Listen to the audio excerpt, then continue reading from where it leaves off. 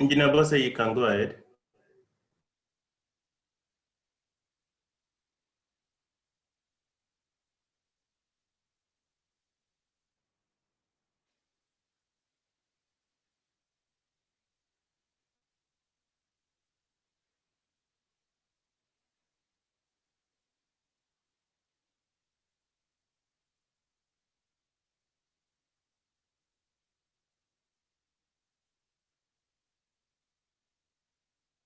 So I think maybe she's having some network issues. We may have to go ahead. Engineer Bosse, can you hear me? I'm sorry, we can't hear you. I can see you can speak, but we cannot hear you. Perhaps network connectivity on your side. Maybe you can put off your video.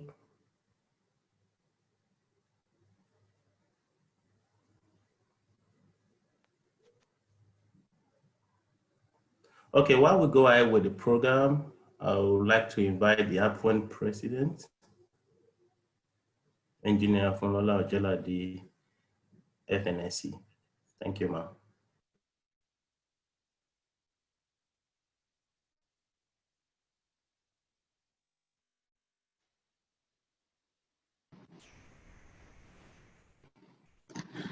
Our distinguished guest of honor, the Executive Governor of Nasarawa State, His Excellency, Engineer Abdullahi Sule, FNSC, Chairman of the occasion, the President of the Nigerian Society of Engineers, Engineer Babagana Mohammed, FNSC, special guest of honor, the President of the Council for the Regulation of Engineering in Nigeria, Engineer Ali Masuya Rabiu, FNSC.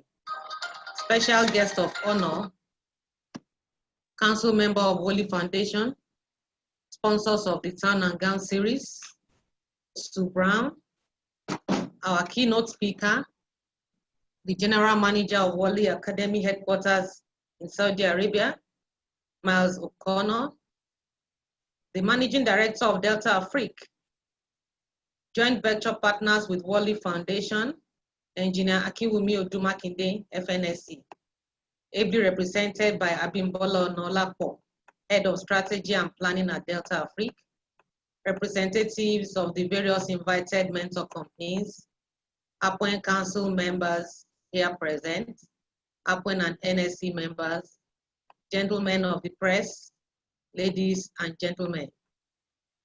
I welcome you all and thank you for joining us for the second edition of the Town and Gown Mentoring Series for Young Engineers. The aim of the program is to build the employability skills of our young engineers and make them fit for the industry. Our primary targets are female engineers because we are APWEN, a body of female engineers. But for gender diversity, we have allowed a percentage of male engineers to participate. In the long term, we hope to create a pool of ready now female engineers for the industry. We also expect the program to be an excellent ground for companies to recruit young, bright talents. The Town and Gown program is held every quarter, targeting young engineers from each of the 6 geopolitical zones of Nigeria, respectively. The maiden edition was held in June, and it was for the Southwest Zone. This second edition targets young engineers from North Central Nigeria. Therefore, we have invited the Executive Governor of Nasarawa State, North Central Nigeria, His Excellency, Engineer Abdullahi Sule, FNSC, to declare the event open. Because of the need for social distancing, the event is presently held virtually. The virtual form has, however, removed all geopolitical borders and even national borders because we have young engineers, non-Nigerians, joining us today from India. The modality of the Town and Gown program. What we do is that we bring young engineers together with companies, especially multinationals from different industries that engage engineering personnel, including the academia. The companies will enlighten the participants on what it takes to get employed in their organization. What skills do they require? Yeah, a lot of us can hear you, President. Participants on what it takes to get employed in the organization. What skills do they require? What class of degree would they usually employ? Do they employ engineers in areas other than engineering? And any other necessary information. The young engineers, in turn, are expected to ask questions and seek clarification. There will be a breakout session after the keynote address. The young engineers will be placed in groups according to the industry they have chosen as their area of interest when they filled out the Google form that was sent to them. A company in that industry of interest will be placed in that group to mentor them. At the end of the program, we expect that participants will have a clear focus of how they want their career to be shaped and how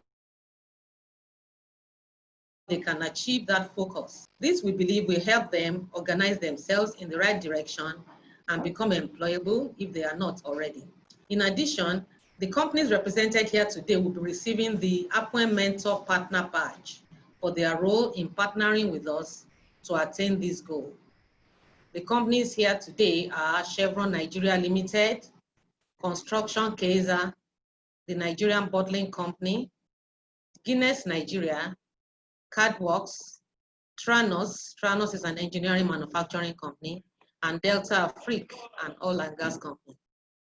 The Turn and Gun program is sponsored by Wally Foundation, the CSR initiative of Wally Energy, Chemicals and Resources, an Australian company. We have Sue Brown, a council member of the foundation and a female engineer in our midst today with her team. We greatly appreciate Wally for their vision in sponsoring this initiative. At this point, and considering that he needs to be in another meeting at this time, I would like to invite our distinguished guest of honor, the Executive Governor of Nasarawa State, His Excellency, Engineer Abdullahi Sule, FNSE, to declare the event open. Your Excellency, sir, you may have the floor. Thank you, Engineer President. I'm sorry, I wanted to say Mr. Now I can see the challenge you were talking about. The chairman of this occasion, the president of the Nigerian Society of Engineers, Engineer Babagana Mohammed, fellow of the Nigerian Society of Engineers. The special guest of honor, the president of the Council of Regulation of Nigeria, Koren, Alhaji Ali Rabiu, fellow of the Nigerian Society of Engineers. The special guest of honor, council member of Wole Foundation, sponsors of the Town and Gown series, Ms. Sue Brown, the keynote speaker, who happens to be the general manager of Wole Academy headquarters, Saudi Arabia, Miles O'Connor, the managing director of Delta Afrique, JV partners with Wole Foundation, Engineer Kunyomi Oduma Kinde, fellow of the Nigerian Society of Engineers, who is ably represented by Abimbola Onao Lapo, the head of strategy and planning, the representatives of the various invited mentor companies, distinguished ladies and gentlemen. First and foremost, I feel highly honored that I'm being invited for this event, representing the governors, in the North Central Zone. I want to sincerely show appreciation to all of you for giving me this opportunity. I believe the next time you are inviting a governor to be an engineer who will represent you will be a female engineer, a female governor by the grace of God. I want to thank you sincerely for that. So I congratulate the Association of Professional Women Engineers of Nigeria, APWEN, on this laudable initiative of the Turn and Gun Mentoring / Career Fair Program for young engineers. It is commendable also that they are providing this platform for both the female as well as the male young engineers, as was indicated by the president, even though they are all female organizations. The aim of this program, which is to build the employability skills of our young engineers, is also something that is much needed, considering that many students graduate and are not employable and they cannot get gainful employment because they lack the skills that employers are seeking for. I encourage you, the young engineers who have subscribed to this second edition, to make the best of that. let me digress at this moment actually and tell you, I came in to become a governor as a group managing director of Dangote. And one of the things we were doing in Dangote was initially to employ these young engineers, like you said, who will have look unemployable, and then we will send them to what you hear today as Dangote Academy. You know, and what Dangote Academy is doing today is very, very similar to what you are trying to do today. And I urge you to try to establish a relationship with the Dangote group so that it will going to be a mutual benefit for both the young engineers, for the association, and I strongly believe for the organization.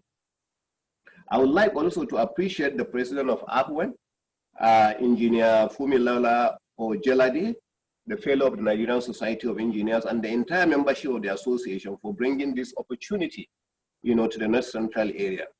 I'm very proud that Nasarawa State is also chosen as the marquee state to hold this event. I would also like to appreciate the president of the council for the regulation of our engineers, our dear son, the Chigarin Lafia Engineer Ali Rabiu, fellow of the Nigerian Society of Engineers, for attracting this program. Before I shut down my program, let me tell you the reason why I'm so happy and I shut down all meetings in order to part this. I actually started my engineering from technical school.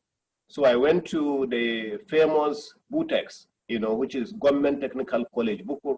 At the time, in the late 70s, it was an all-male institution. And so engineering at that level was meant only to the men. And today, when I left Government Technical College, Bukur, I proceeded straight away to Indiana State University in the US. And when I went there, it was a completely different ballgame. We were studying engineers, and some of our best students in engineering were actually females. You know, so it was a pride for me. So today I'm back in Nigeria and I'm back in the same location where I studied engineering, and we thought at the time was some of the fields that we were studying was purely for male. You know, fabrication, fitter machinists, auto mechanics, welding and fabrication, you know, and the rest of that was all a male institution. So today I'm so proud that I'm part of history in the same location where we thought it was all male idea, and I'm here presenting and opening a session for female engineers. I'm proud of you. I thank you so much for giving me the opportunity to make this dream happen for me. And on this note, I hereby declare this edition of the Town and Government Mentoring Career Fair Program for young engineers in the North Central open, and God bless you. Thank you so much.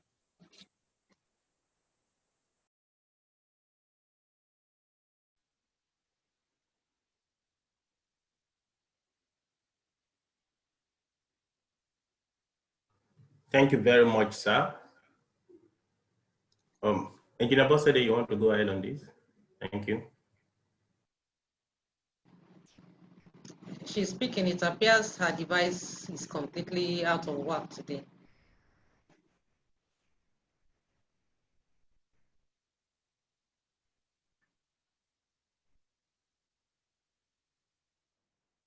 Engineer Shaggy, if you want to take over, maybe.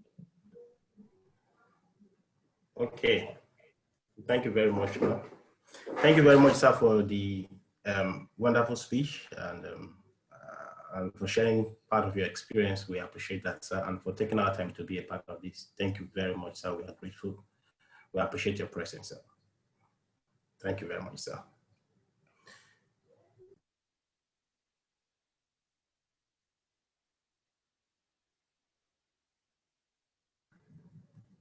So to proceed on our event for today,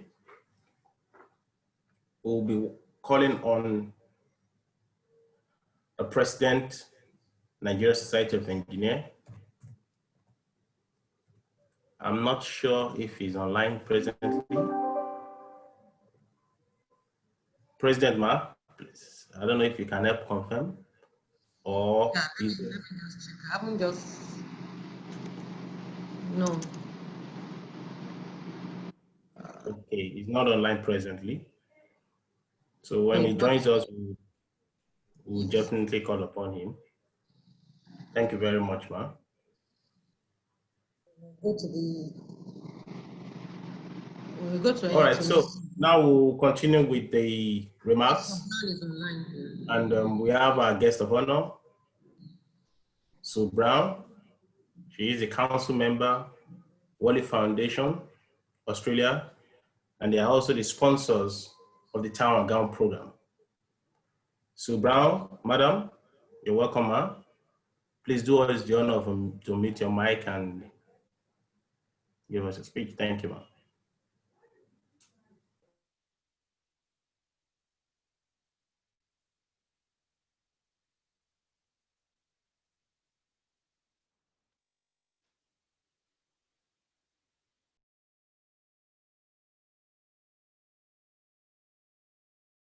Trying to unmute and then it wouldn't let me.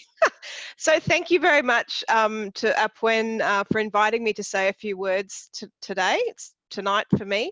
I recognise the support that this event has from the executive government of Nasarawa State and other distinguished leaders of engineering bodies in Nigeria, including the president of APWEN, and of course all of the wonderful young engineers who are on the call.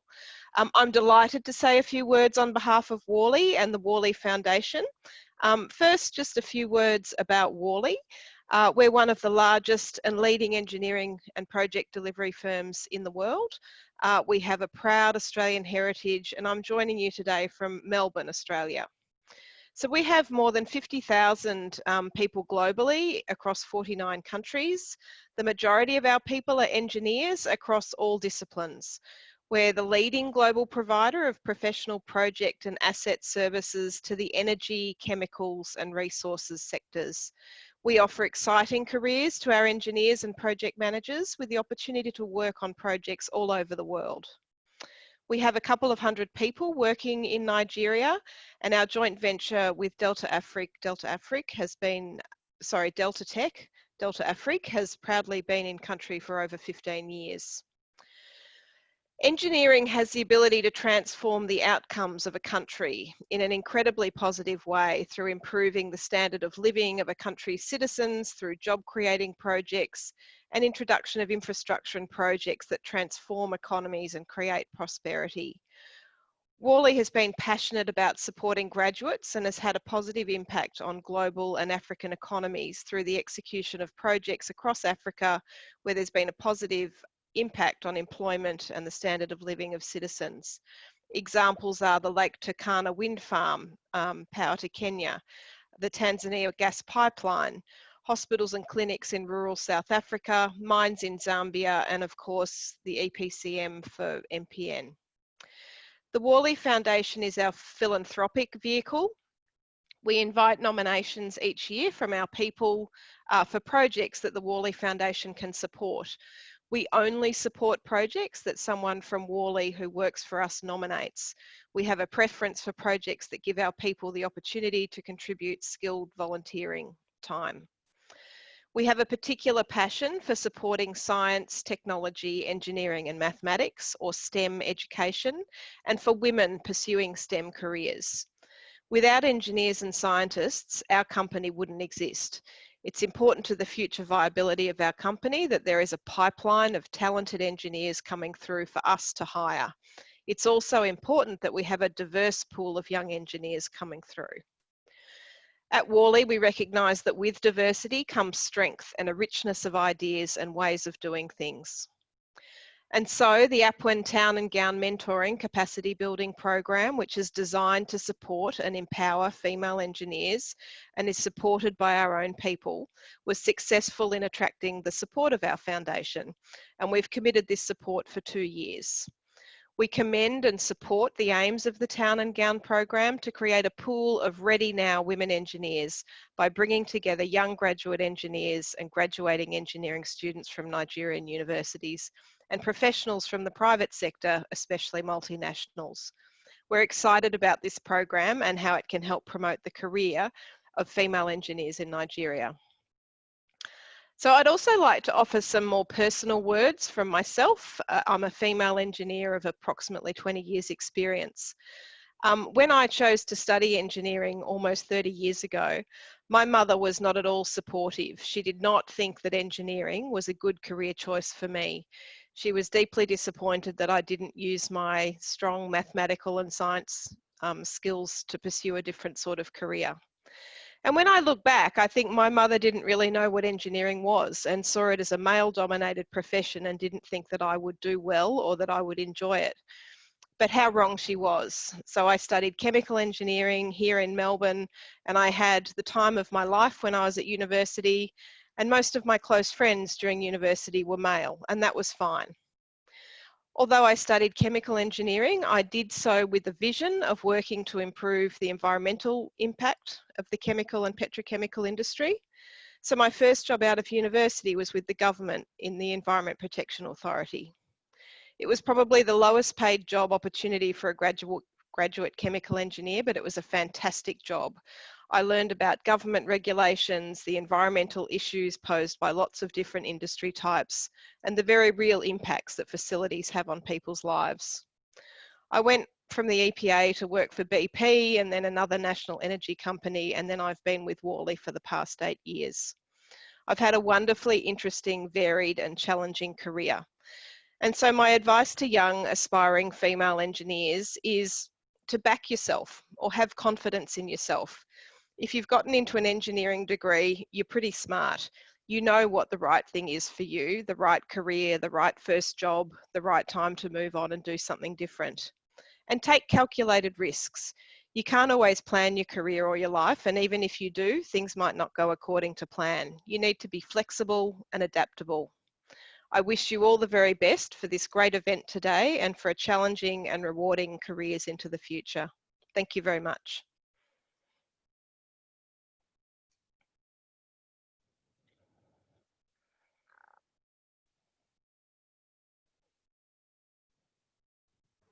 Thank you very much, Ma. I think Engineer Bosse Day is back, so she's going to take it off from there. Engineer Bosse, you can go ahead, Ma. Thank you, Sue Brown, Director of Corporate Affairs, Worley, and a council member of Worley Foundation. Thank you very much. I am struggling with my device and all that, but I know these events would go on as planned. Thank you for that opening speech. We'll take another remark from the representative of Delta Africa Engineering, the representative of the MD, Engineer Akin Odumakinde, will take up and speak and give a remark after you. We have Abimbola Onolakon.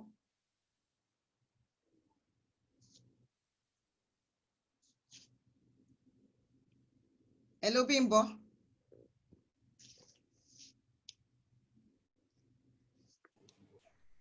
You can unmute yourself, please. Yes, good morning, everyone.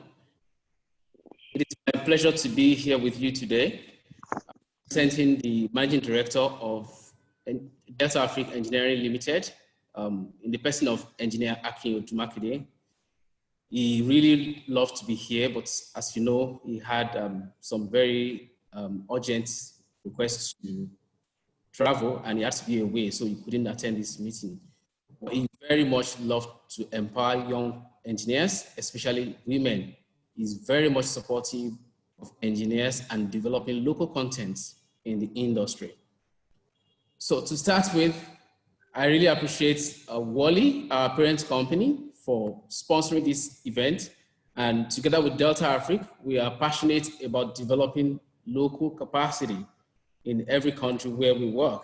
And Nigeria is no exception.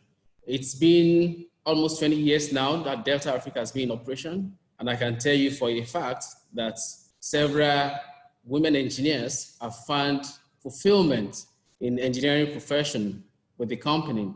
One of them is our reputable engineer Bosse anchoring this meeting. I'm so proud to associate with you. And the company is very proud to associate with Nigerian women engineers. So for young and aspiring engineers, I will speak to you from one of the services that we provide as a company, which is design engineering. And design engineering may involve conceptual studies, front-end engineering design, and detailed engineering design. Now, the essence of design engineering is to be able to plan ahead, to look at the engineering program or products you want to produce. Say, for instance, you see complex engineering work, you look at a refinery setting, for instance, or you look at an oil rig, for instance, or you look at a pipeline traversing the ocean several kilometers, for instance. All of those engineering feats did not just come by somebody just setting up an engineering company. You need to have proper design. So depending on the complexity of the engineering work you want to do, that will influence the level of design that you need to do. But no matter how small or big the project is, you need to have a proper design in place. So also, as young and aspiring engineers, I would like to encourage you that if you are building a career, and I expect that's why you are here, you are building a career in engineering, you want it to be a success. We really want to support you. We are here to support you. For you to make it a success, you need to have proper design in place. And to have proper design in place, you need to plan. You need to look for mentors. You need to see how it works. So we are putting these together. We are supporting you in this forum to make sure that you have access to mentors that can help you in the industry. You see, I tell you, there are 3 different options for you as you want to build a career in any field, and especially in engineering. You can choose to give up because the field is too complex, or the industry does not permit or give room for women. Don't give up. The second option is you could choose to do trial and error. You try it. If it works, fine. If it doesn't work, you go back again and you fall, you stumble, you get yourself up again. Yes, over time, you may build something. That's not the best way. I won't advise you to do that. The best way is to look for mentors in the industry. Those who have gone ahead of you, who have done it, and are willing to help and assist, bring you up. And that is what this Turn and Gam program is for. We are so proud that Wally has partnered with Nigerian women engineers to get this done. And please, I want to encourage you that what you've learned in the past 3 days, make sure you put them to practice. These are people who have gone through this experiences with you, and the opportunities you will have in the near future also. Please make sure you connect with the contacts you make in this conference. In closing, I will tell you that as women, there are some challenges in the industry, not just in the industry, in the society at large. We can't shy away from that. But do you go back and say, no, I give up? It is not an option. I say it again, it is not an option.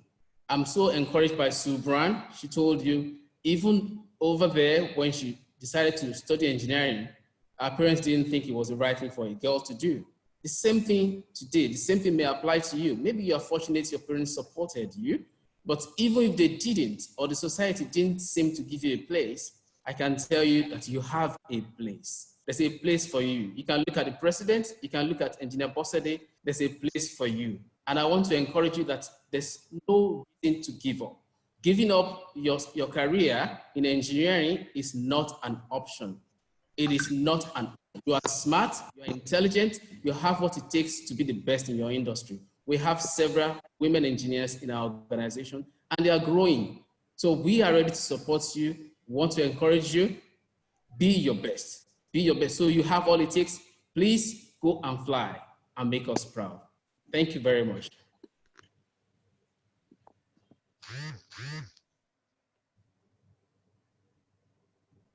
Thank you very much, Abimbola Onolapo. Abimbola Onolapo is the head of strategy with Delta Afrique Engineering. He wears several caps. I remember telling him, which of the caps do you want for your introduction? And let me tell you that his background is in chemical engineering from the prestigious Obafemi Awolowo University. Thank you very much for that good representation, Abimbola Onolapo. I was almost calling you Engineer Abimbola Onolapo, but I know I won't do that. I'd like to call on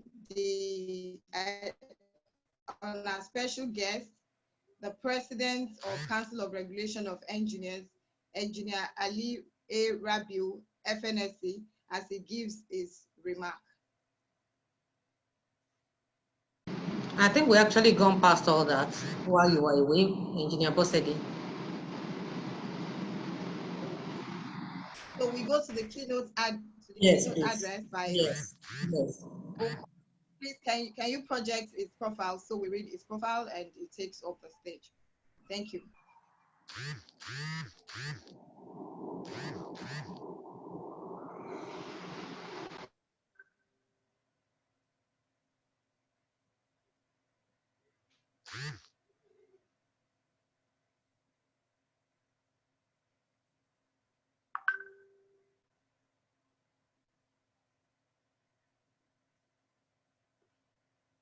Please, can we have his profile projected?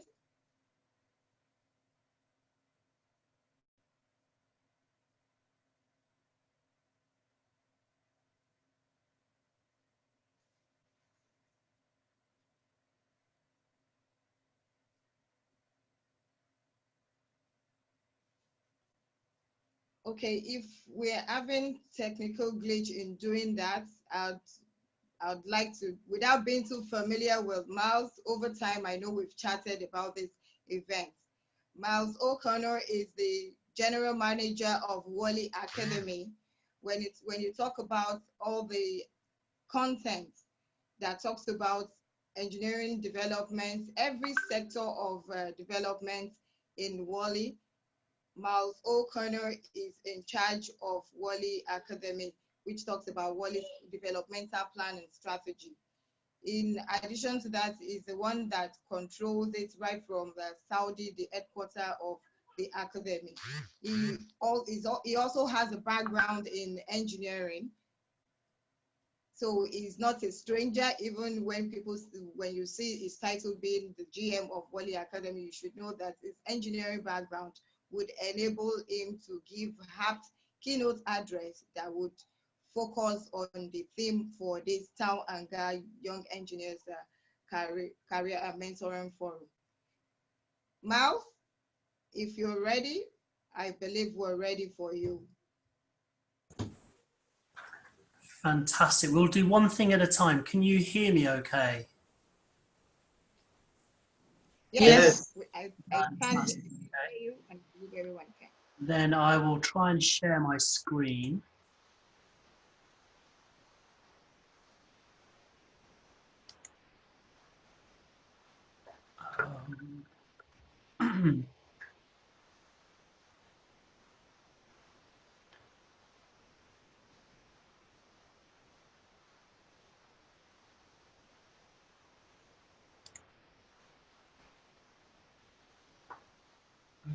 Okay, can you see my screen? Yes, we can see your screen. Okay, can you see the Wally Academy website? Is that what you're seeing?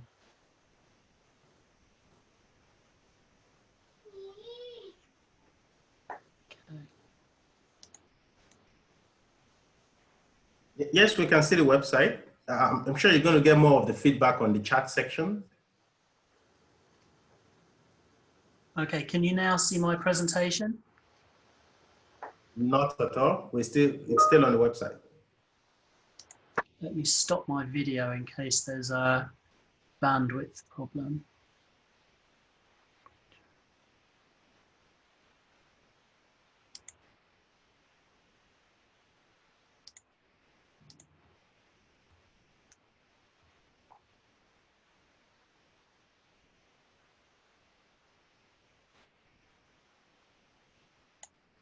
Has this now come up? Can you see the presentation?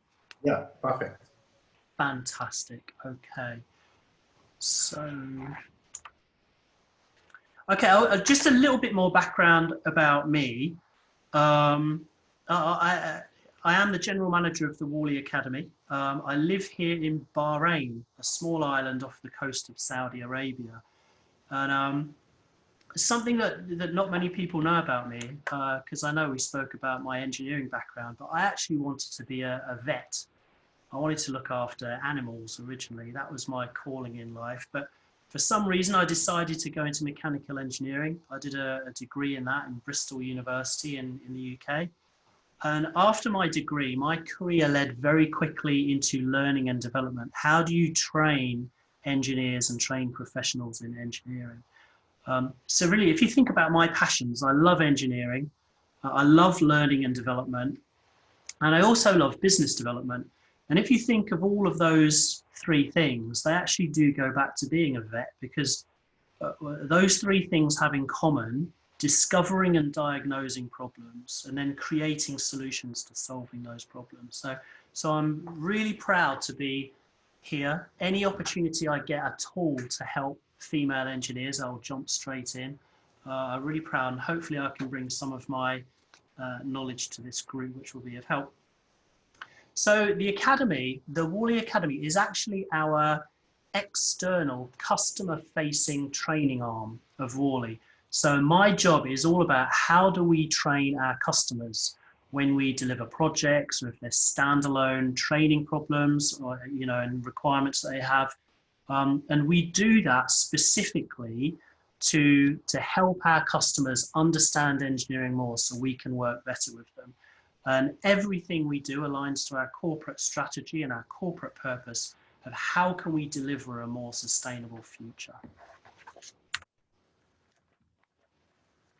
So when I was thinking of an agenda, my world is very heavily focused on change. We're looking at what's happening in the world of digital, what's happening in the world of sustainability, of the circular economy.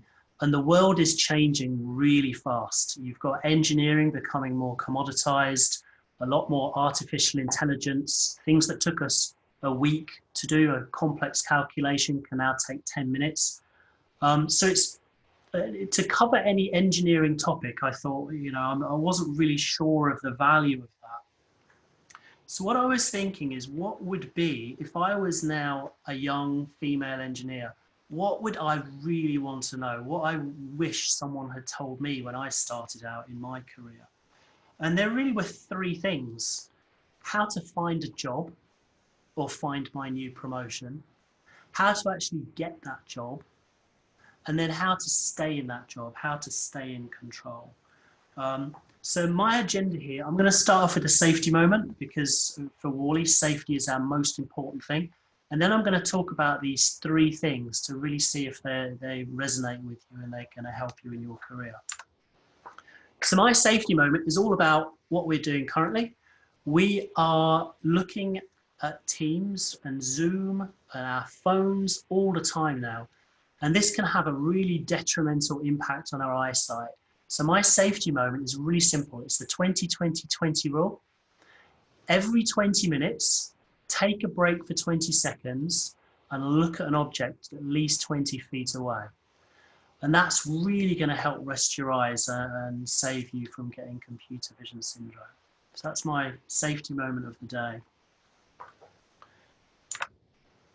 So to start my presentation, I would like to introduce you to Ray Dalio. You probably haven't heard of him. He started with real humble beginnings, and he founded a company called Bridgewater Associates in 1975 when he was just 26 years old. Within 10 years, he managed to get an injection of $5 million in cash into his business, and he's now worth $18 billion and the 69th richest person in the USA. He's actually written a book called Principles, and you can go to www.principles.com and have a look and buy the book. It's all the principles you need to abide by to be successful. And I know this guy Ray, he's not really engineering specific, but I'm always fascinated in how people achieve success. And I'm also interested in investing and finance. So I used to work for an investment bank for 2 years. When you research what his book says and the way he says how he achieved success, so how he did it, back in 2019, he sent a tweet that sums up everything. He says, "For most of my life, I hardly had any money And I still found tremendous benefit from triangulating with the smartest people I could get to speak with. It was my doing that that got me the success in what I do, which got me the money. So what Ray is saying, the number one thing for success in your life is networking. Finding the best, smartest people, getting those people to be your mentors, working with them, learning from them, and networking with them. And that has earned Ray Dalio $18 billion. So what I would suggest to all of us, including myself, is let's see how we can do that. So here's a bit more science. If you read at the top right there, the number one predictor of career success is networking. It's as simple as that. So most people think you get success from delivering all your deliverables, performing well at work, showing how hard you can work. All of those things are important, but not nearly as important as being a good networker. And when you're a good networker, you get loads of advantages over other people that don't network. So one of them, you get a much more accurate view of the world. You're networking with lots more different people. The other one is you get much more timely information. If you have a wide and powerful network, you learn things faster than others. And you can also connect between different groups. And by doing that, you can get more breakthrough ideas. So as soon as you're taking ideas from one group to another, you can really add benefits to both groups. So this is why networking is so important. The first reason is basically in big bold letters there, 85% of jobs are filled because of networking. Yeah, so just remember at work or when you see people applying for a job, you often see someone get a job or promoted and you think, hey, that person doesn't work as hard as me. They don't know as much as me. It's not fair. I'm better than them. They only got promoted because of who they know. I've heard that many, many times. Well, why fight the system? Why not join in? You get a much, much better success when you network and you can get a foot in the door. So remember, when you apply for jobs, if you use job boards, they're not the way to get work in the future. You'll apply for hundreds, you'll apply for thousands of positions and not get a reply. So you should have a rule. Your rule should be only apply for a job where you already have connected and networked with someone so they already know who you are.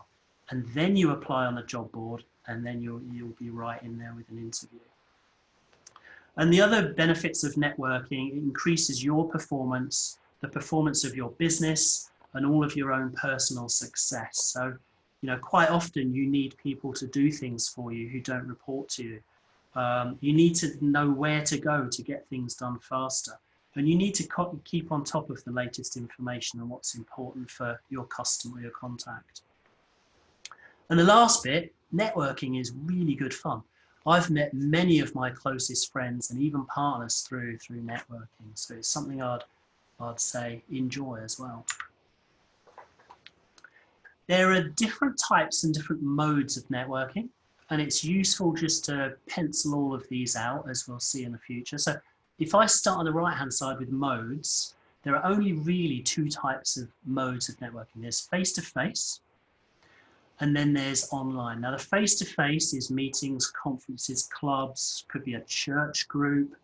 The online is anything we do online, from LinkedIn, Facebook, Twitter, Instagram, Discord, and even WhatsApp groups. They can be really powerful as well.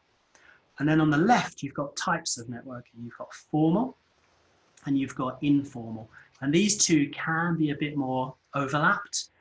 So for example, in LinkedIn, you could have a formal LinkedIn group, or you could use LinkedIn informally on chat, right? It's the same as WhatsApp and things you can use for both. So just as you go through your plan on networking, remember you can have formal face-to-face or formal online or informal online. You have one type and one mode with everything when you put it together. Here are a few general tips on networking.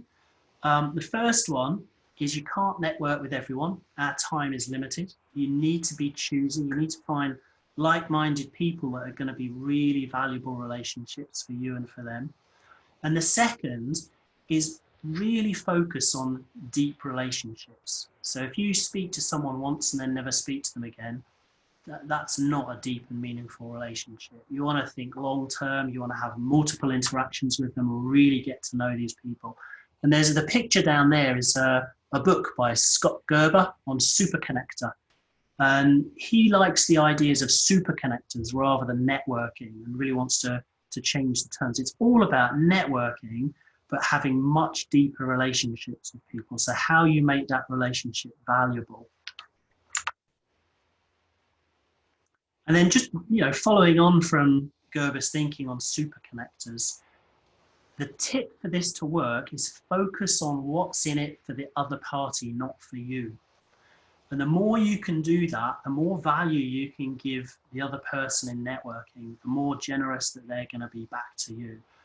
So, if you attend an event and just collect business cards and give them your business cards and have some small talk, that's not going to turn into a tangible, real beneficial relationship. You need to be much deeper. You need to volunteer. You need to help people.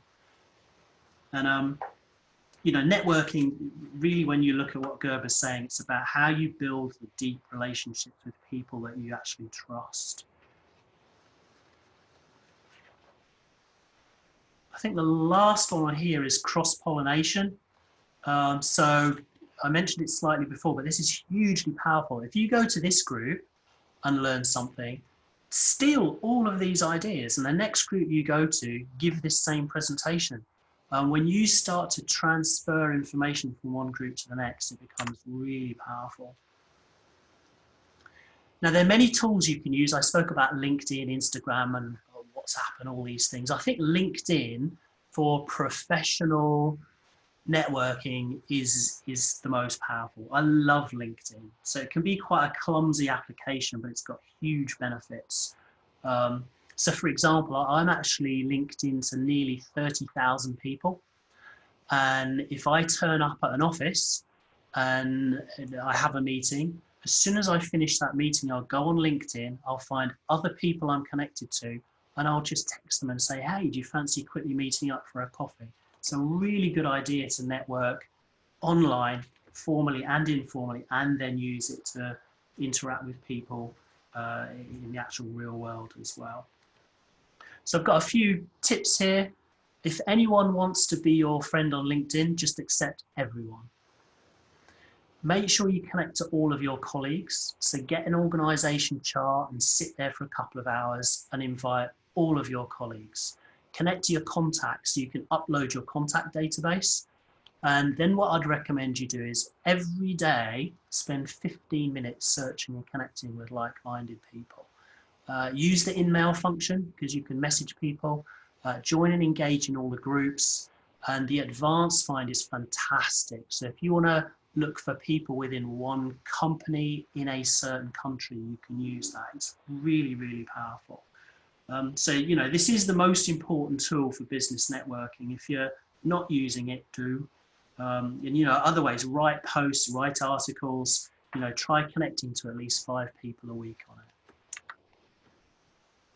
Okay, so I've spoken a lot about networking and how important it is to do. So how do you actually make a plan to network?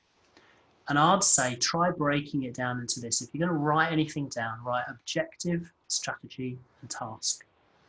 So what is your objective from networking? And I've got an example on the right. It could be get a better job in operations. Could be, whatever your objective is. Now, each objective, you'll have multiple strategies. So the first one is you might want to get noticed by the right people. And the second is learn where the best opportunities are in the world or the country. And then under each strategy, you break down into tasks, which are smart tasks. You can actually say, I'm going to do this for this long each day, or I'm going to connect with these number of people. And as soon as you can do this on one piece of A4, one piece of paper, you can write down a plan on how you're going to network. And remember, go back to the slide on informal, formal, face-to-face or digital.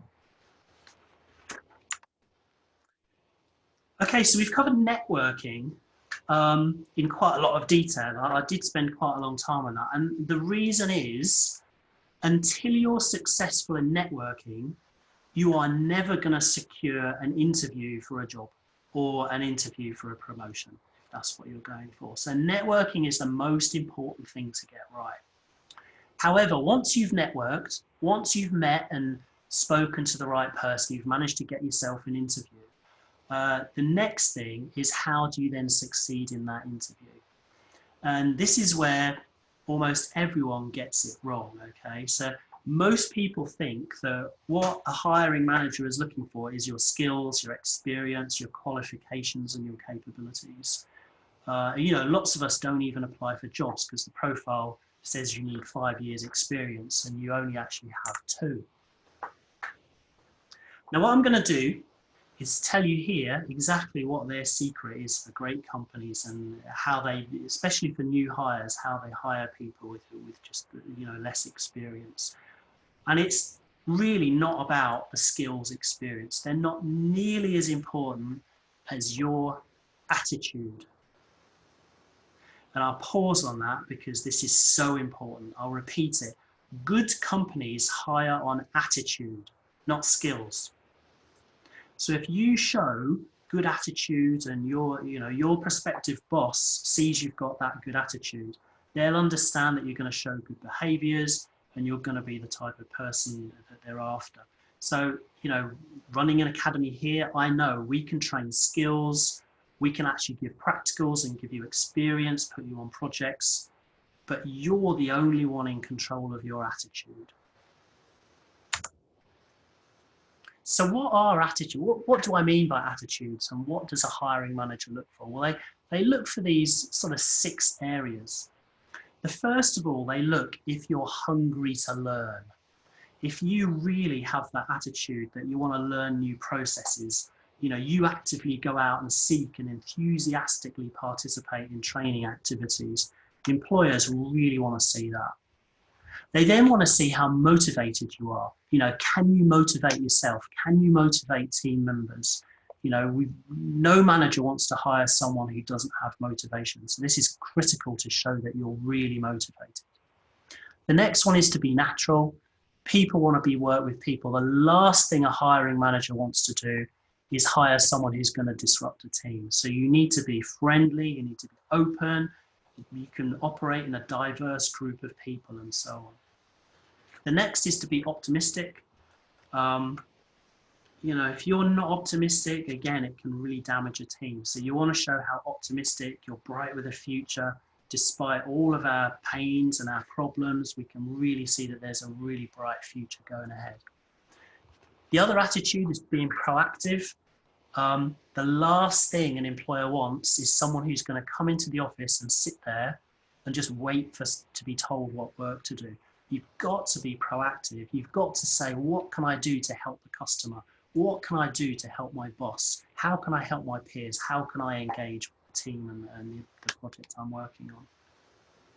And lastly is to be loyal. You know, my personal example of being loyal really is when I started to realize how important it is just to do what your boss actually wants. You know, if your boss asks you to do something and you do it, it's amazing. It transformed my career overnight when I actually did that. It was you know, don't fight your boss, just do what they want, be loyal to the company and your boss and really fight for them. And being a boss, I know how hard that is. So, you know, support your boss as much as you can. And I do have a story behind all of these things. Years and years ago, this is before I went to university, I got a job as a delivery helper, you know, helping a delivery driver. And the one thing I'd suggest all of you do is don't just wait for the perfect job. Get any job. You know, if you see Tullow Oil operating and they've got a job for a driver, take it. Get in there, because as soon as you get into a company, you can start networking with them. So anyway, I was this delivery driver delivering computer equipment, and we went to one warehouse delivering computer equipment. And while we were there, the manager of the company came out because he was very excited for his new computers. And I asked him what they were doing. They were actually designing the process control computer for one of the world's largest nuclear reprocessing plants. had a good conversation with him, showed him what I could do with computers. And the following Monday, I wasn't a delivery driver anymore. I was a Pascal programmer on a nuclear reprocessing plant.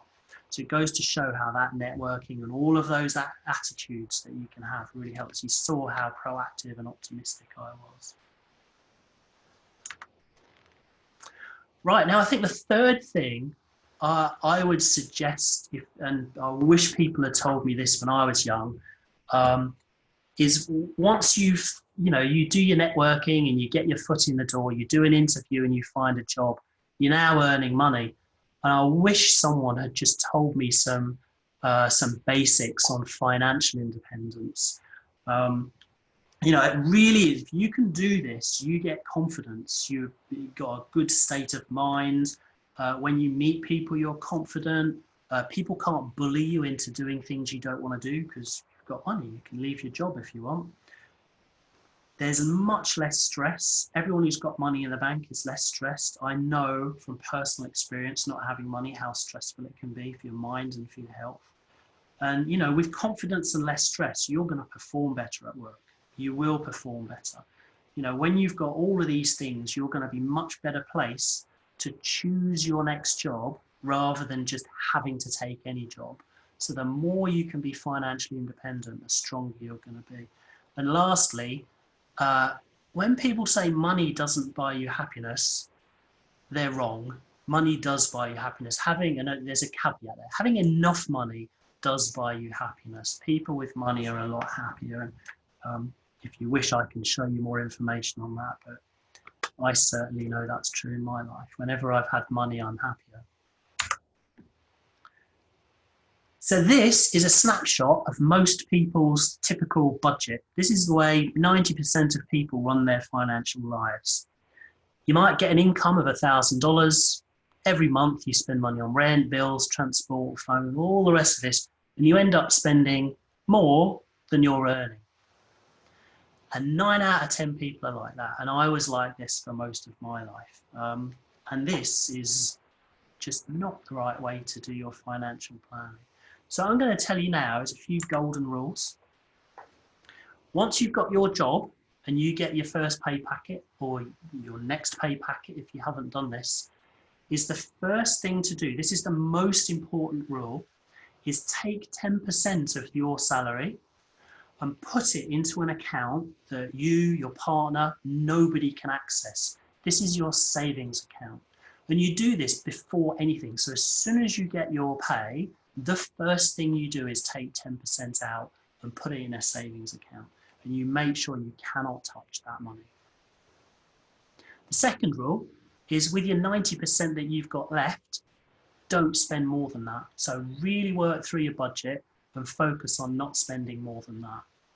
And when you do that, make sure as you're working through what you spend on to still have a bit of fun. Don't be a total Scrooge and not do anything. The next rule is never buy using credit. So especially credit cards. These are very easily mishandled things. So if anyone offers you to buy a car on a loan, or anyone says buy anything on a loan, just refuse. Only buy things you can afford with your cash. And I think the only exception to that would be anything that's appreciating asset, like a house. You can get a mortgage on a house, but things like a loan on a car is crazy. You're paying high interest on a depreciating asset. So never do that. Buy a car you can afford with cash. The next rule is what you'll find by saving 10% and then never spending more than 90%, the rest of it, what you'll end up with is that pot of money. That 10% will grow and grow. And what you can do is put that pot of money to work. You can invest it, you can buy shares, you can buy a whole load of things, and that money will grow itself. And then the last rule is don't spend a cent of that pot till you retire. So that 10% is your super, super special pot.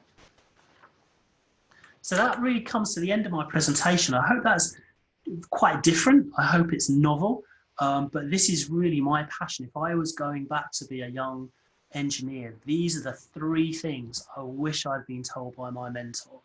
Number 1, get your foot in a door so you can get a job. 85% of jobs are through networking. Network all the time, not sometimes, not once a week, every day. Networking is a must-do activity. Allocate time every day and make that plan. Yeah, make that objective, strategy, and task plan I told you about. The second one is have the right attitude. Show, actually demonstrate to a future employer that you can do this thing. So right now, be hungry to learn, be really motivated. Being part of this group is a fantastic way you are learning and showing that you're motivated. So write that on your CV, make sure that people know what you're doing. Be friendly, natural, be optimistic, be really proactive, be in charge of your own life, and be loyal to the people around you and your boss and your friends.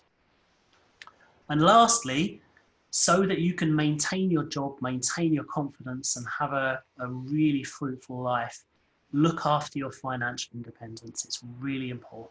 Save the first 10%. First 10%, put it away, never touch it, and then follow the rest of the rules. And I think with all of this lot, continue to learn. And the best way you can do this is to go out there and get books and read books. So I hope that was useful. I know it's not specifically engineering, but actually, I think if you focus on the more human and soft skills side, it will pay much, much bigger dividends than focusing your work on just getting textbooks out and learning about gas turbine engines. I think this is the future of the world. The future of the world is how you're going to get on with people, how you're going to work in teams. It's all the soft skills are going to become much, much more important as we go into the new world of digital and artificial intelligence. So I hope that was useful. My email is here on the screen at the bottom. Any of you are more than welcome to email me any questions and ask anything you want. I'll do my absolute best to help you. And with that, thank you all very much. Wow. Thank you very much, Miles. This is amazing. I want to believe if it was a physical meeting, the entire audience would have stood up, would have given you a standing ovation, in addition to a round of applause. Thank you very much. And I know that we can do virtual applause from our Zoom network. That was quite informational, and the content not only showed what we need to do, it also had your personal story embedded in it. For me, and I believe for almost everyone, I saw that the chat room was busy all through while you were delivering your speech. The three take home for me, even with my level of career, I'm not a young engineer, but I'm still young, is network all the time. Wherever you are, whoever sends a LinkedIn invite to you, anywhere, network. Once you network, by the time you establish a relationship with a person, you'll be able to know if this is positive or negative. Network all the time. Attitude. So I've heard about this, that your attitude will determine your altitude. Now I'm seeing it from another perspective, employer of labor. It's not just about attitude. Your attitude is very important. It's not just about your skill, but your attitude also contributes to how important you are perceived when you're going to be engaged. And you talked about financial independence. There isn't anything that is as soothing and as good as you being financially independent. It builds and boosts your confidence. It also helps you to be able to network.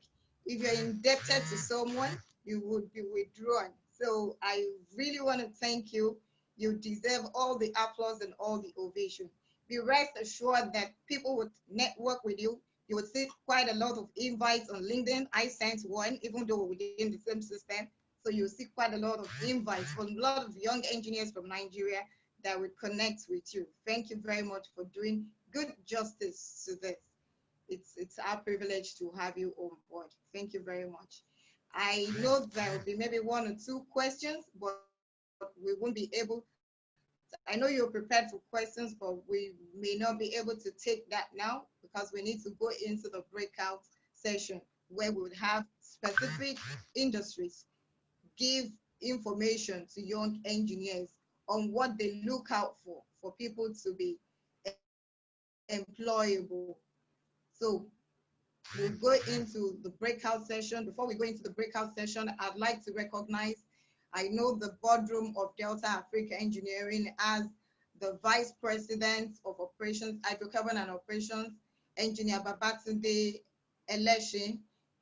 I learned he was in the boardroom while Bimbo Nolapo was giving the MD speech. I also learned the engineering manager for Delta Africa, Engineer Ademola Akerele, is also in the boardroom. Thank you very much for joining us. The head of branding of Delta Africa, James Omokagbo, I can see you are also on the Zoom network with us. Thank you very much. And all our past presidents, I've seen lots of all the members of APWEN that have joined this forum, irrespective of the fact that the focus for this event is for young engineers. Thank you very much to all our elders, all our past presidents for being part of this. With the approval of the president, I believe we're set to go into the breakout room. We have the building and construction section, which will be handled by Kaiser. Kaiser is a construction company. They've been in the industry for a very long time. We have the design and additive manufacturing by Cardbox. We have the manufacturing and FMCG goods by Nigerian Bottling Company. We have the oil and gas section. We have Chevron Nigerian Limited. We have Delta Africa Engineering. We have for manufacturing, we have Guinness Nigeria. And for engineering and manufacturing, we have Tranos. The young engineers during their pre-registration exercise, they've indicated some of this forum they want to be in order to develop their skills. So the breakout session will take them into those various rooms. Thank you.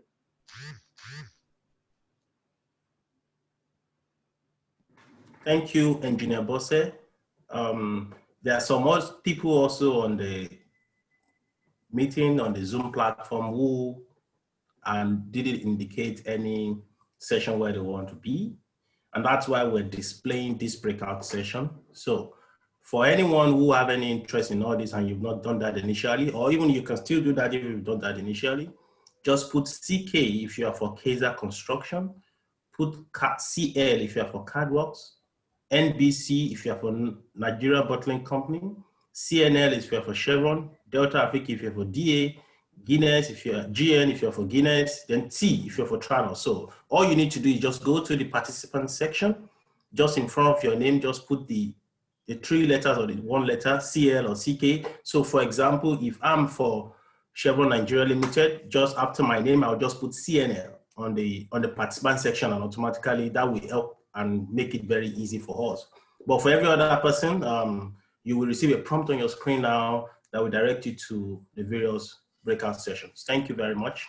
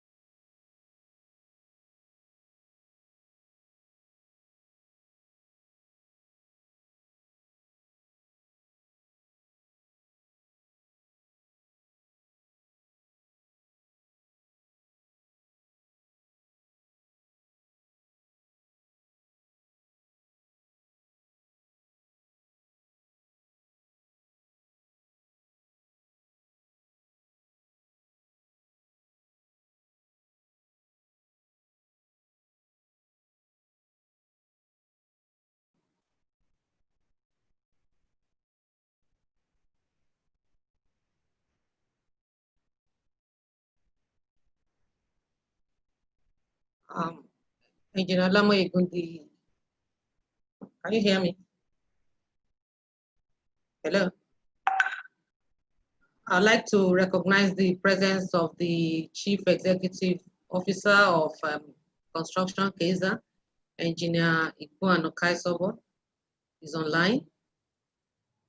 We appreciate you for coming and also for allowing your team to participate in this.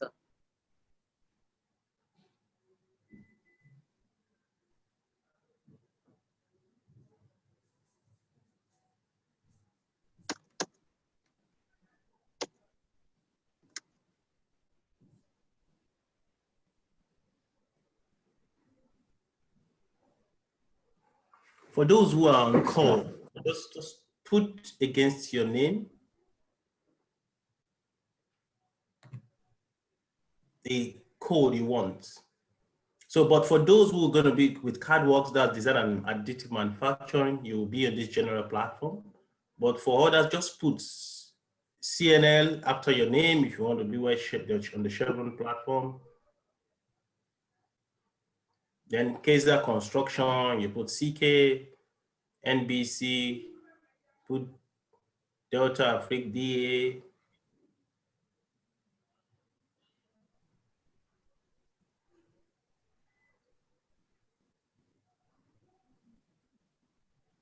No, I'm sorry, you don't put it on the chat box. You rename yourself. It's easier.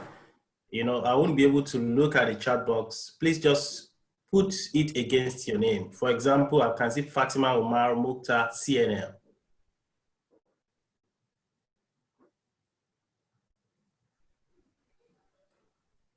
Thank you.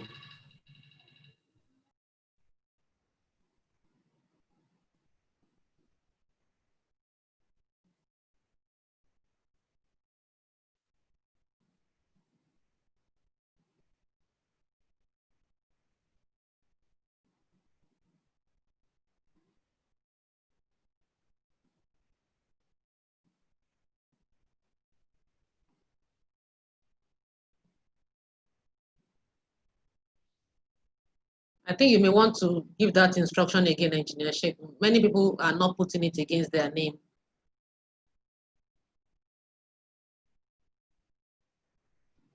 All right, so just look at the chat section. Go to the participant section, against your name, just click on your name, click more, then just in front of your name, you can put the NBC. For example, I can see Madamori Titilayo, NBC. So it's better you put that on the participant section. Thank you.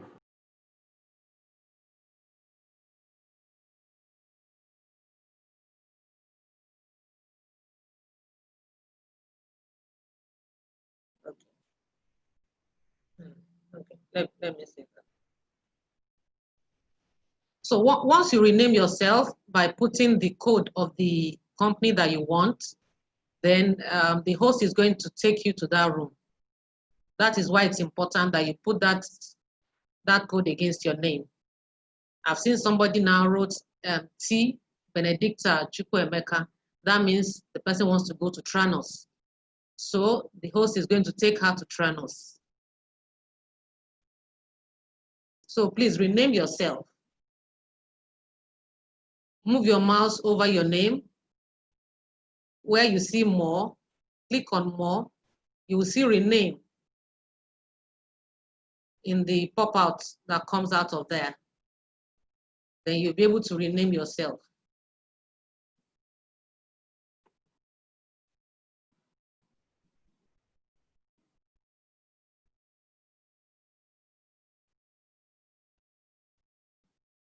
Okay, while we're going on, I think CADWorks, you want to go ahead with the presentation.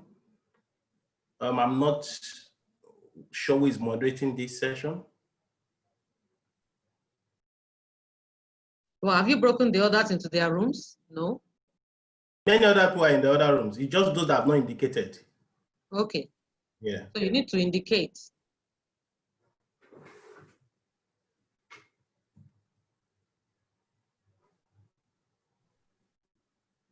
Imam Mohammed, are you trying to say something?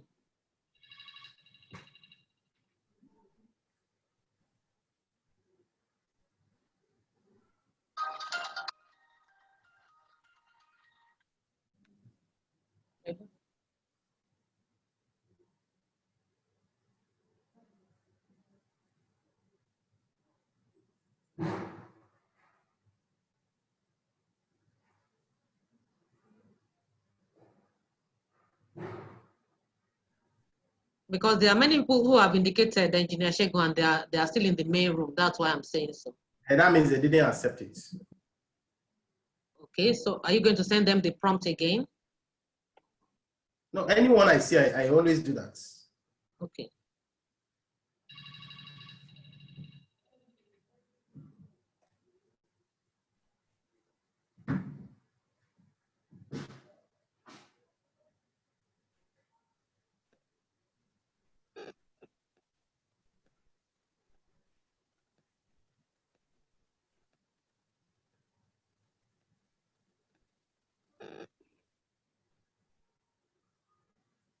Chukwuka Chizom, are you trying to say something? What is the problem? I see you raised up your hand.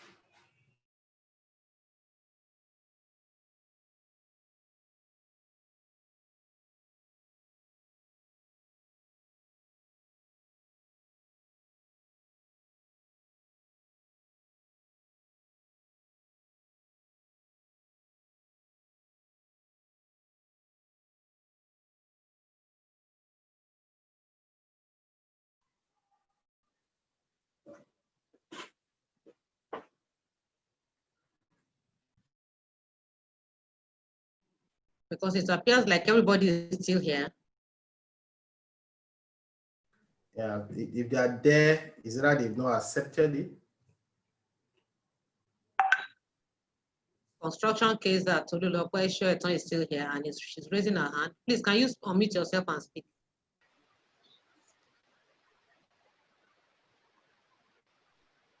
We've not seen any prompts yet.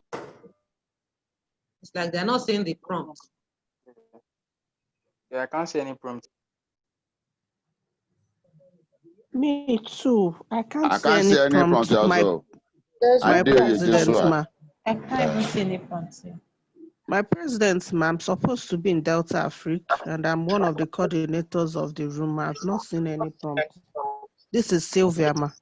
Have you put Delta Africa before you begin? Yes, ma. My name's is written as Sylvia Kelechi DA. Yes, ma. You can see that in the participant. Okay, My president, I've indicated interest, but I've not gotten the prompts. Just try resending prompts for us.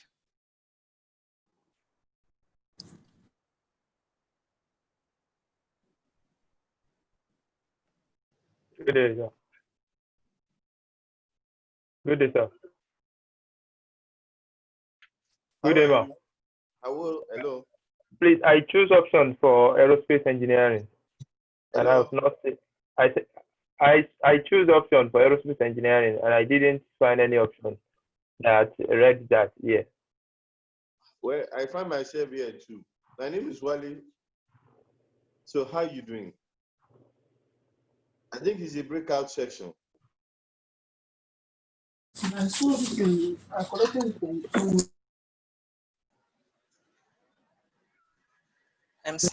good morning.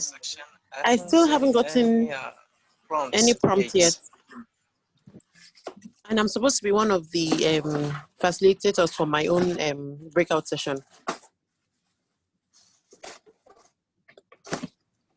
What's your name, please? Just be a little patient, you will sort it out. At the moment, I have NBC Annual Academy. I didn't get that. Hello, I've not been able to get my thing done. NBC Annual Academy.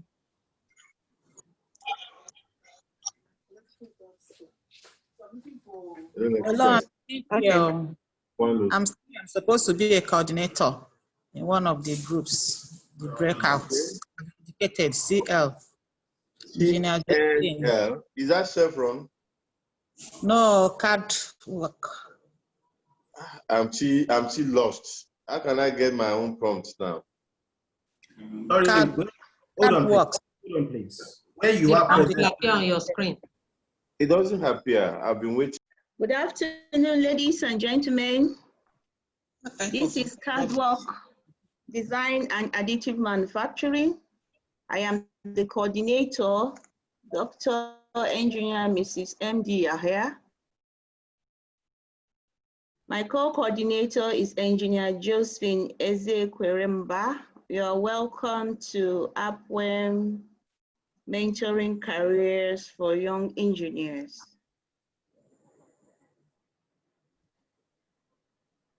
Hello. We can hear you. Please continue. All right. We have the facilitator in the house. Can they please introduce themselves? Facilitator for Design and Additive Manufacturing, CADWorks. Hello. Hello, good Oh, afternoon. this is Josephine. I'm still outside. You are not outside, you are in CADWorks, you are there. Yes, okay. She's my partner. You are in CADWorks, so you are in the right place. Hello, I am MD, yeah. I'm already in the house to please. Yes, I'm awaiting the facilitators to please indicate their presence. I think his name is Godwin Izibili. Please, I think you are for CADWorks. Please, you need to start speaking now. Mr. Godwin, are we together? Hello, good morning, everyone. My name is Godwin Izibili, and I'll be representing CADWorks. With me here will be Mrs. Bunle Omotinola. So we'll be co-handling the presentation. Again? Can you hear me? All right. Yes, we can hear you. Yes, we can hear you. Can you come again with your name? I'm the coordinator here. Mr. Godwin and who? Mrs. who? Mrs. Omotinola Ogunle. All right, thank you. Thank you. You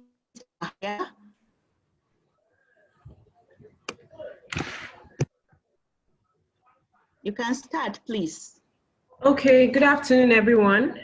My name is Ogunle Omotinola. I'll be talking briefly on design and additive manufacturing. I'm a project engineer with CADWorks. My colleague Godwin has rightly introduced the organization. So I'll go right into it. And if we have any questions, you could, keep them, jot them down somewhere. So at the end of the presentation, you could ask your questions. I hope everyone can hear me. Yes. All right. Yes, I can hear you. Okay, thank you. So I'll be talking about 3D printing, also known as additive manufacturing. I'll be giving like an introductory aspect to what 3D printing is all about. I'll be talking about 3D printing processes, why are we saying that, what's the need for 3D printing, the types of 3D printers we have, 3D printing products, and and we're going to conclude. So let's go on. Now, 3D printing finds application in almost every field of life. It means that 3D printing is a technology that is not for a particular field. When it comes to construction, medicine, pharmacy, arts, education, all these fields are, 3D printing cuts across all these fields. And so, it's a very, very important thing for us to know and understand. And so it's going to help us see the beauty of the technology, and it's going to help us understand, why this technology is something that should be embraced. It's a fast emerging technology and must be embraced. It must be embraced not only because it finds application in different fields, but it has to be embraced because of what the advantages, the merits that this technology brings for us. It is mostly about how a part can be produced effectively and efficiently. That is what 3D printing is basically about. So we move on to what 3D printing is. What 3D printing is. Three-dimensional printing is an additive manufacturing process that creates physical objects from a digital design. Now I have my design, and I'm like, okay, how can I bring this design to a reality? And so what am I going to do? I'm going to 3D print that design so that I can get the, the physical object, or I can see the object, I can feel it, I can, see that it is real, not just my design on the computer. I can translate what I have on my computer onto the printer to get a particular object. Sorry, just a minute. Okay, ma'am. Engineer Zainab Yunusa, you're supposed to be in the. I should be there. Take Elizabeth Eterigo there, please.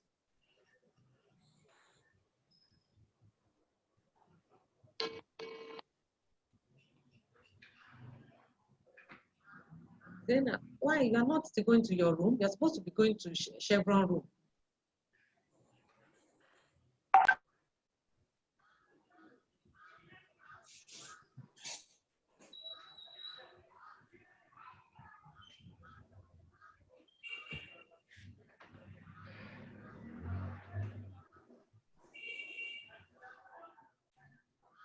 So 3D printing is a process that works by laying down thin layers of material in the form of liquid or powder, plastic, metal, or cement, and then fusing the layers together. Layers by layers of materials, are joined together and are fused to get the particular object or the shape that you desire. Let me use this as an example. You know how we have sliced bread. When you get your sliced bread, maybe it's about, I don't know, maybe about 20 to 23 pieces or so. They are different slices. So there are some breads that are not sliced. There are some ones that are just whole. There are some ones that are sliced. Now, the 3D printing process, let's just say that 3D printing process, it brings different slices of bread together to form a whole one. I'm just trying to bring it home so that I understand the concept better. So it brings thin layers of materials together. Sometimes the materials could be plastic, it could be metal, it could be cement, it could be liquid. But it has, various ways and methods whereby it brings those materials together and it forms, the desired object that is required. Now we talk about 3D printing processes. The first thing about 3D printing is design. I have a particular model in mind. I design it. You can design using different software. You could use SolidWorks, you could use Inventor, you could use Fusion 360. There are different softwares that could be used for design. So I designed my software. You could also download your design. Sometimes, it might like, oh, I don't have time to design, or I don't know how to design. There are sites where you could download your design online. So when you have your design, your design is going to go through a process called slicing. I mentioned the issue of sliced bread the other time. When the bread is baked from the oven, it's whole. So there is a machine that does the cutting. So when it comes to 3D printing, there's a machine, the machine for the bread is now the slicing software. So the slicing software is going to break down the design that you intend to work on in a way that the printer is going to understand. You have your file, when you get your design, you have it in STL. When it goes through the process of slicing, it's transferred to a G code. Now, it's that G code that the 3D printer understands. So you're just going to, slice using the slicing software of your choice. And, you send that design to maybe a flash or a memory card, and you input it into your 3D printing machine. And the 3D printer does the work and brings out the required design that you want. So as we go on, you understand this better. I'll shed more light on this as we move on. Why 3D printing?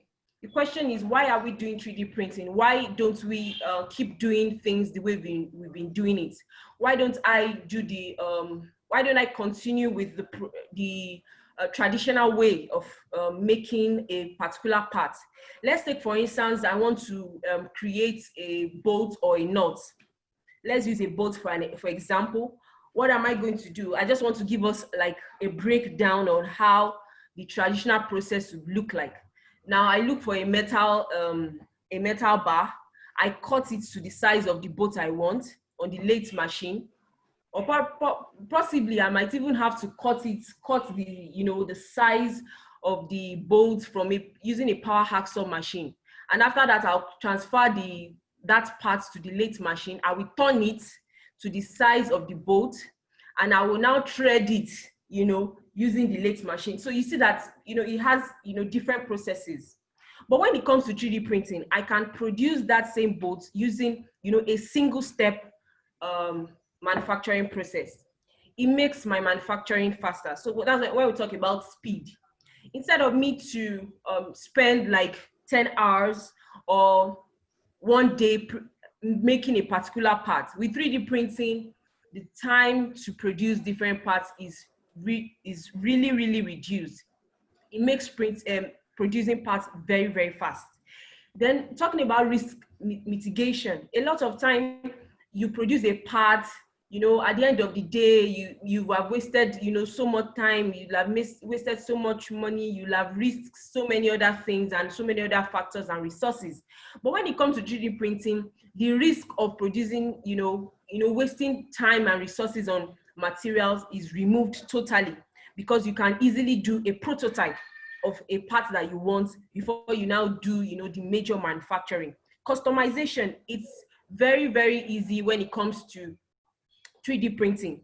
If I want to impress a particular writing or something on a part, maybe I have to impress, maybe I have to put the impress on my mold or something. But when it comes to 3D printing, it's easy. Just with your design, you put in your whatever you want to customize, whatever you want to write on the product, whatever design or logo you want to put on the product, you put it there, and by the time it prints out, it comes out as you want it. The ease of access. Now we're talking about how, young female engineers can, enter into the industries. It's very easy to work with 3D printing.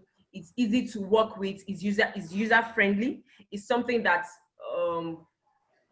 you can operate as a female. You don't have to be carrying very heavy metal bars or doing very stressful thing when it comes to 3D printing. It's something that you can easily do.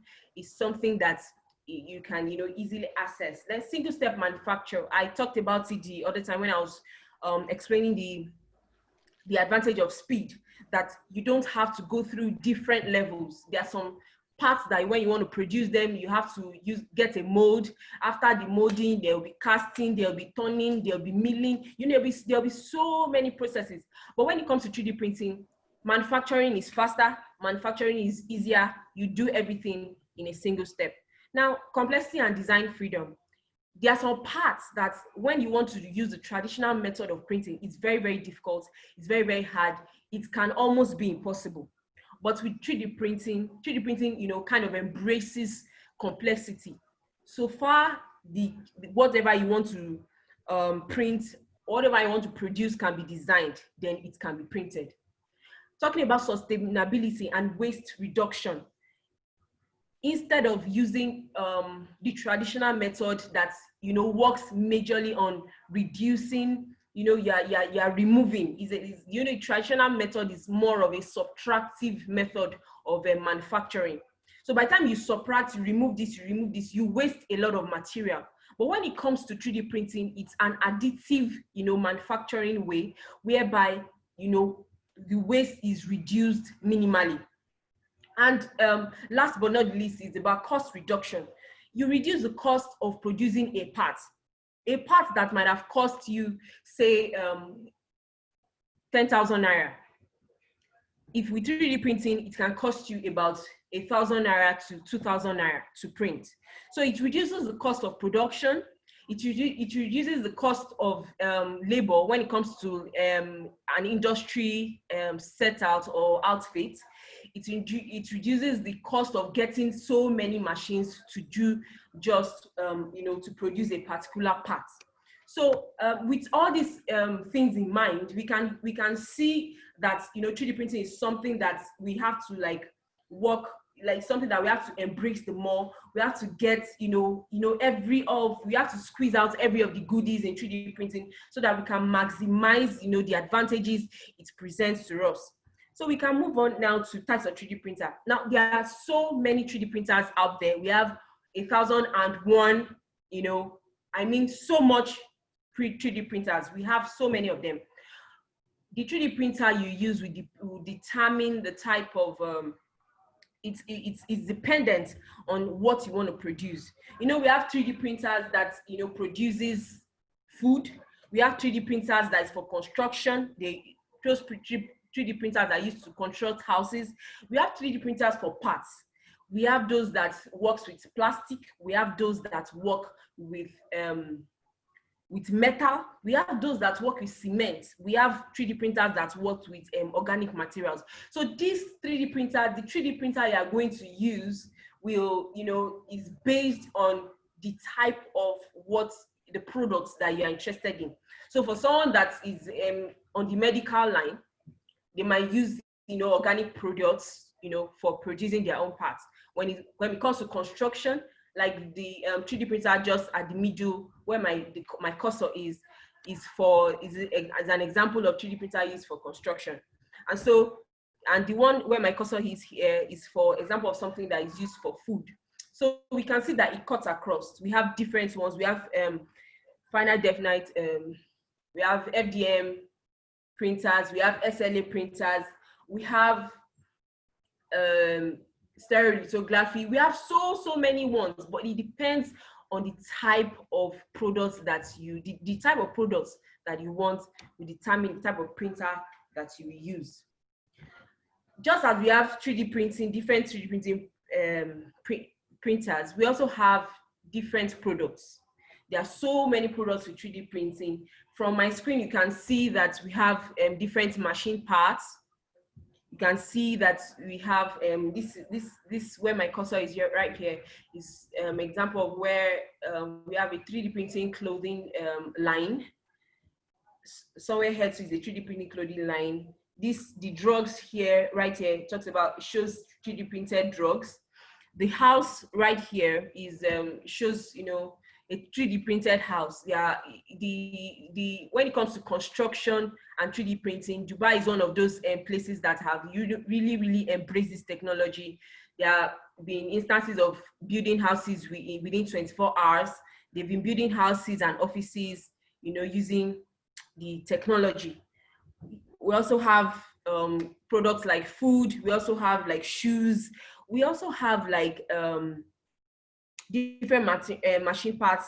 And you can see right here, I know that we remember the time when, I don't know, people are still buying face shield, but there was a time when the rush for face shield was so much.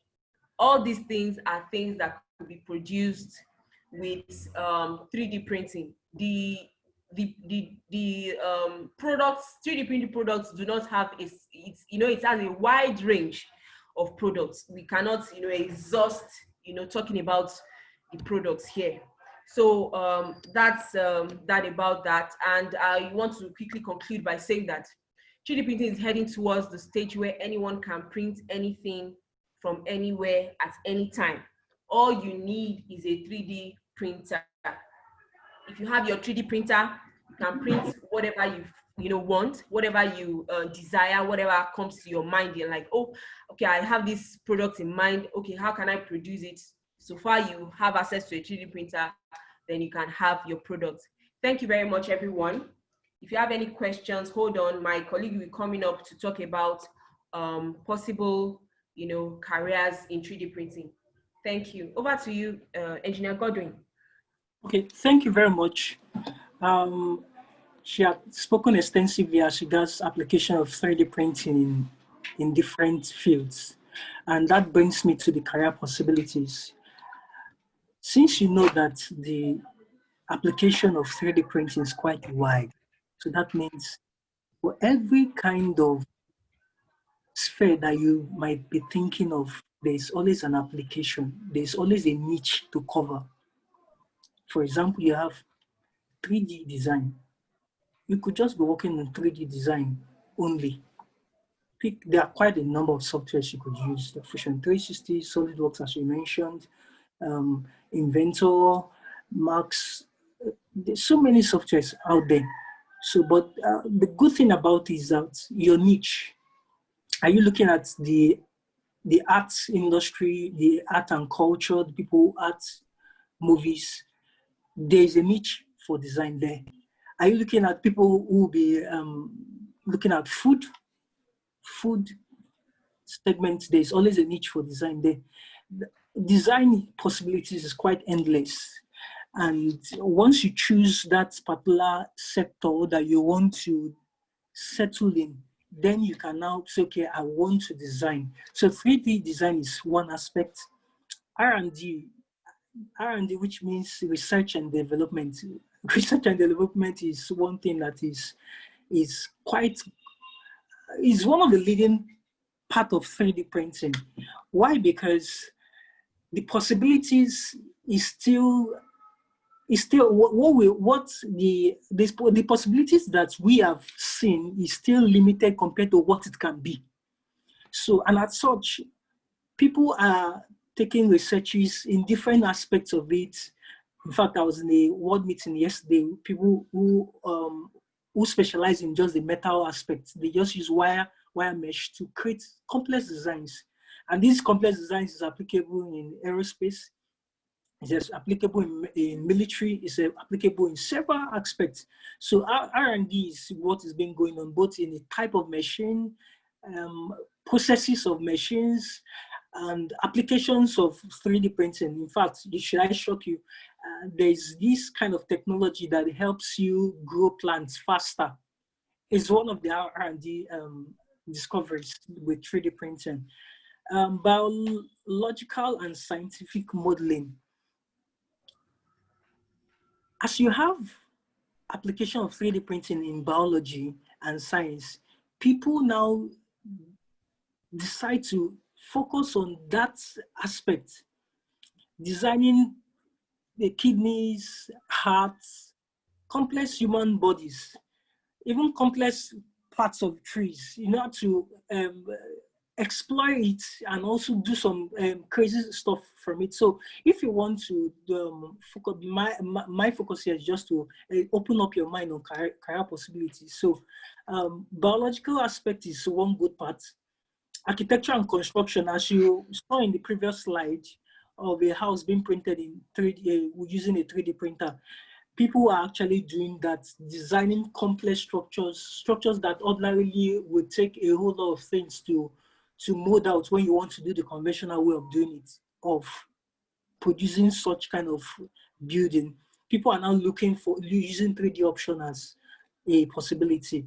Education, there are schools, there are government organizations, there are non-government organizations, and there are corporate organizations that now focus on just education. CADWORKS, for example, is one organization that not only focus on 3D modeling, we also focus on the education aspect. We want to ensure Africa with the understanding, an ability to grasp the technology and produce the maximum potential of what the technology can do for Africa. Why? Because Africa has a whole lot of resources.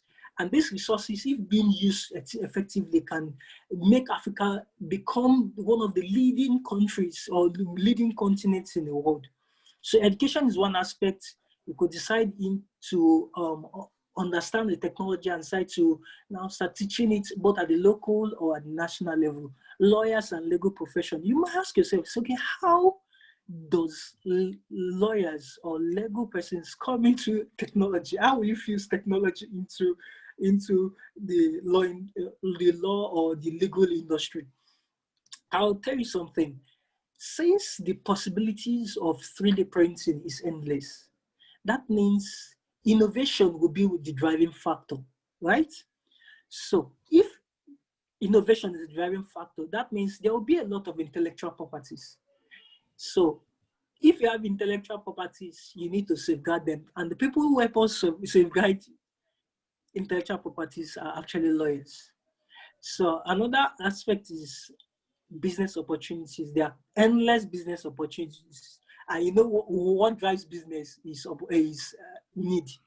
So the more you have needs for 3D printing, the more business you can have. So if, for example, someone has a need to produce a part of a machine, that could be a platform to start a business.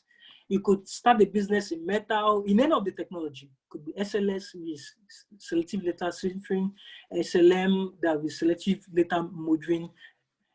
Could be FDM, as my partner mentioned, that's freeze deposition modeling, or even the different types of technology. There's so many types of 3D printing applications of 3D printing. Another one again is operational and administrative positions. Okay, you might tell yourself, okay, I don't have the financial ability to start up a business, or I don't have the willpower to do it. But okay, how does me as a business admin person, or as a normal person who knows about the operational activities of companies, fall into 3D printing? Now, for you to have a business, you need somebody to manage that business. You need somebody to manage the day-to-day affairs. You need somebody to get the right kind of persons. So operational and administrative positions are also possible in 3D printing.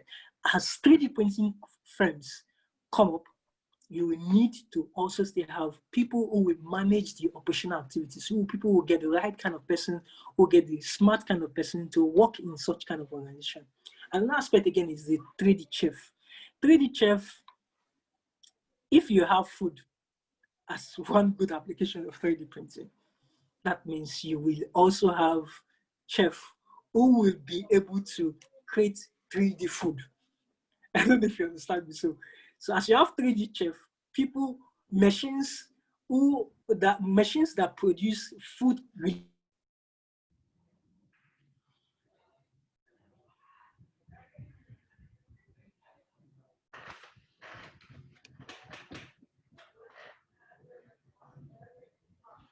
related kind of, like you could have chocolate, biscuit, pies for those who like snacks, are also kinds of, or machines that have. Can you hear me? Yes, we can hear you. Okay. Chef, you could have chef to people who decide to face the food industry. So if you want to be a 3D chef, that's also a good niche. It's not a niche that has been explored in Nigeria yet, but it's possible.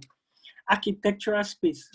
Architectural space is somehow related to architecture and construction that I mentioned before, but this particular one is not for buildings. These space architects are people who go to the space strictly to produce parts. So they join the team that travels to the space to study about the Earth and all the planetary bodies. But their focus is when there's a need as regards replacing parts, doing anything. They don't need to come, nobody needs to do anything by coming back to Earth. They produce it there and there and solve that problem. So they are there actually to manage the facilities and ensure that things are working well. So space architects are good career paths. 3D mechanics, okay. Since you have car mechanics that repairs used cars, you need to also still have 3D mechanics that repairs both 3D machines. So if you want to be a 3D machine expert, you could learn about the technology, learn about the machine. Your focus will now be looking at the machines that are applicable, or machines that are being used in that segment or in that sector, and learn about how the technology, how to repair, the main problems that happen there, just as you have a normal mechanic. 3D artist, I love this part as it simply explains. What it simply means is this: you be a collector. And what's a collector? A collector is somebody that collects things that are rare to find, or things that are classic, things that actually daze the mind. So you could be a 3D artist that have a gallery. You have a gallery that showcases all 3D things, and people pay to come and see. Why? Because when they come, their mind is being opened as to what the technology can really do. Just as you have a normal gallery for artists, you can also still have a 3D gallery. And as I said before, the possibilities, career possibilities as regards 3D printing is actually endless. You could be an engineer that said, okay, I want to focus on the 3D aspect, designing, or I want to focus on the modeling aspect. I want to be modeling for people. I don't want to design. All I just need to, somebody has a model, I collect it and produce that part for them. And you know the good part about producing it? You could just focus on medical production. I could just say, no, all I want to do is I want to focus on the architectural production. And that's a business for you. I think there's a relationship between business opportunity and even the type of other applications that you want to do. You could say, okay, all I want to do is just be constructing bridges with 3D printing, and that's my business. You could say, no, oh, I want to educate people and also still become a 3D chef. So the good thing about it is that you could pick one or two and sync everything into one. I don't know if I pass the information correctly, but these are some of the application of or some of the possible career possibilities with 3D printing. With that, I don't know if anybody has questions. If you have questions, you could just drop them in the chat section. That's it. Thank you very much from my end. Thank you very much, Engineer Godwin. Please, if you have any question, you could drop it in the chat section or raise your hand, and you'll be allowed to speak. Thank you.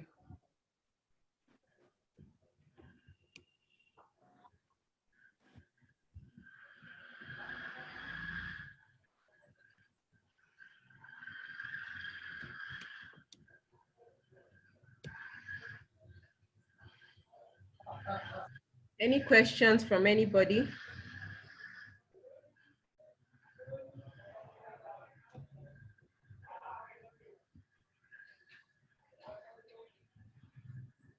Okay. Please, Mr. Olorunlana, you can speak. Good afternoon. Good afternoon. Thank you for the information. I really appreciate it. So I'm from aerospace background. All right. I studied mechanical during my bachelor's. My MS is in aerospace. So, but the important thing is that most of the aerospace design now, they have them done in 3D printing. As an MSc graduate, how can I be fit into the field? Do I need to come and learn the technical? Because I chose two areas from the career path you mentioned: the research and development and the space architecture. If I want to choose the space architecture, how can the CAD work be of help for me? Thank you very much. All right, thank you very much, sir. Yes, CADWorks can help with training. Okay. Now, if you want to go into research, or you want to go into the architectural part of what you have learned, or you want to start producing aviation part and all, I think the first thing that you have to do is to understand what the technology is all about. Mm-hmm. So training is paramount. That'll be like the first